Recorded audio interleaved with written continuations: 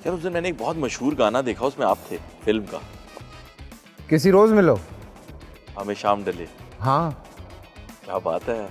क्या, और इस दफ़ा आपने एक नई फिल्म की है, वो भी इतनी ज़बरदस्त। दीमक भी अच्छी चली है। हाँ। फिल्म्स तो तुम्हारी भी अच्छी गई यार। हाँ यार, कहाँ चली गई हैं? मैं हर साल नॉमिनेट हो जाता हूँ, अवार्ड शवार्ड नहीं मिलता मुझे बेस्ट एक्टर के लिए। अरे यार, इस दफ़ा भी हुआ हूँ मैं भी हुआ हूँ लेकिन आप मिले, मुझे फिल्म से नहीं हुआ हुआ। हाँ, लेकिन टीवी पे तो मिल ही गए आपको।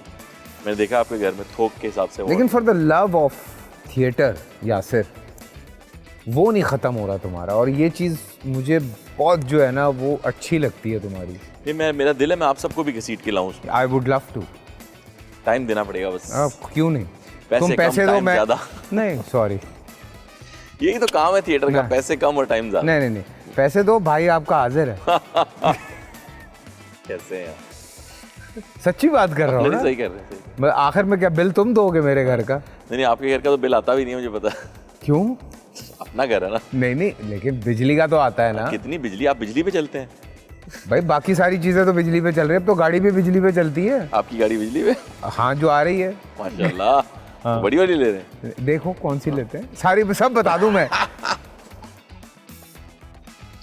मुझे आई थी 2-3 ऑफर्स, लेकिन वो जिस तरह के उन्होंने पैसे बोले तो मैं उनकी शक्ल देख रहा था कि मैं मतलब 2 महीने में है ही नहीं बेचारों के पास इतने पैसे होते नहीं। हो तो सकता है यार, नहीं किया तो जा सकता है। हाँ, मैं आऊँगा आपके पास। अच्छे स्पॉन्सर्स हों, अच्छी चीज़ें हों तो किया जा सकता है यार, लेकिन बहुत एनर्जी की ज़रूरत होती है। बहुत ज़्यादा, बहुत ज़्यादा, बहुत ज़्यादा।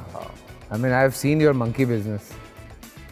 बैक स्टेज पे जाके हम पानी डाल देते थे। खुदा की कसम यार, मतलब जो एनर्जी जो थ्रू आउट जिस तरह से तुम लोग लेके चले हो, और सभी लोग यार, और मैं तो फिर जाऊंगा देखने इंशाल्लाह। हाँ, क्योंकि मैं 3 दफ़ा देख चुका हूँ।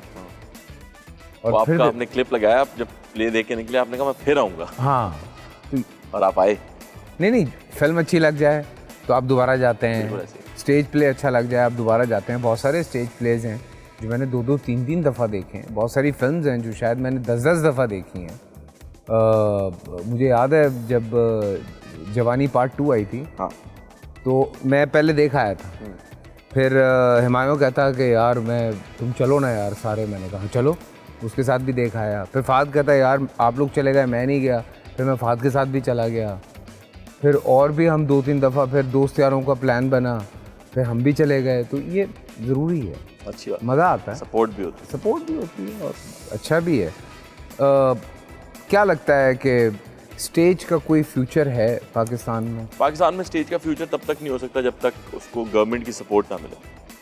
गवर्नमेंट जब तक सपोर्ट नहीं करेगी, स्टेज के पास इतना पैसा ही नहीं है, और मुश्किल काम है, मेहनत वाला काम है, और बहुत लंबा है प्रोसेस, बहुत लंबा। आप उसकी राइटिंग, उसके बाद आप उसी को आप बार बार तो चला नहीं सकते, तो आप उसकी राइटिंग करेंगे पहले, फिर उसकी रिहर्सल इतनी लंबी है, रिहर्सल के पैसे कौन देगा? मैं अगर आपको 3 महीने के लिए रख लूँ, 3 महीने के आपकी एक चार्जेस है ना, वो कैसे पे करूँगा मैं आपको? हाँ, ये भी है। नो, तो स्पॉन्सर उस तरह से है नहीं। करो, मुझे नहीं पता। इसलिए होता है आपके घुटनों में दर्द। कहाँ होता है मुझे घुटनों में दर्द? खामखा बदनाम कर रहा है मुझे। जवानी में बुढ़े हुए हैं सारे, सुबह उठा नहीं जाता इन लोगों से। अरे मैं तो उठता हूँ सुबह भाई। जिम में तो नहीं आया तुम? जिम में नहीं आता, ये अलग है, मैं बाहर से गुजरता हूँ जिम के।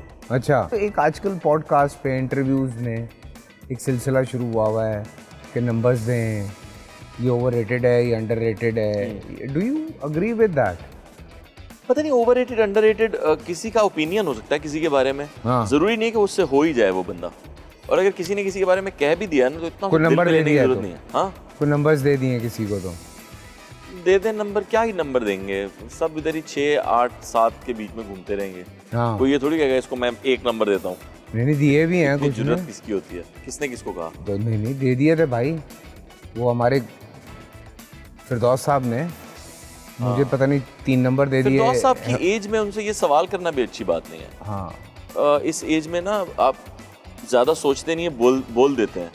तो मेरे ख्याल में हमारे सारे बुजुर्ग जो अपने घर के होते हैं वो भी ऐसे ही हो जाते हैं, तो हमें उन्हें उसी तरह ट्रीट करना चाहिए। और नहीं, मैंने तो कोई रिएक्ट नहीं किया था। मैंने कहा मैं और मेहनत करूँगा। नहीं, अच्छी बात है, बहुत अच्छा किया आपने।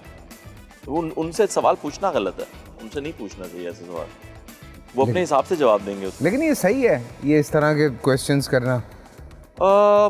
अच्छा, सब लोग पॉडकास्ट पे जाके ये कहते हैं कि यार इस तरह पॉडकास्ट पे सवाल करते हैं और लोग जवाब दे देते हैं, लेकिन खुद भी वो यही कर रहे होते हैं, क्योंकि और होगा क्या? हम क्या ही बात करेंगे और कितनी बात करेंगे, या ऑडियंस और क्या सुनना चाहती है। अभी मैं बैठा हूँ, मुझसे यही सुनना चाहती है, अब ये किसी के बारे में कुछ कहेगा और मैं फन मोड में बैठा हूँ। अभी आप मुझसे कोई किसी का पूछेंगे, मैं कुछ कह ही दूंगा शायद, और मेरे बिल्कुल वो मकसद नहीं होगा। फिल्टर नहीं है। हाँ, फिल्टर नहीं है। नहीं, फिल्टर तो ऑब्वियसली है, वरना तो गाली गलोच हो रही होती है।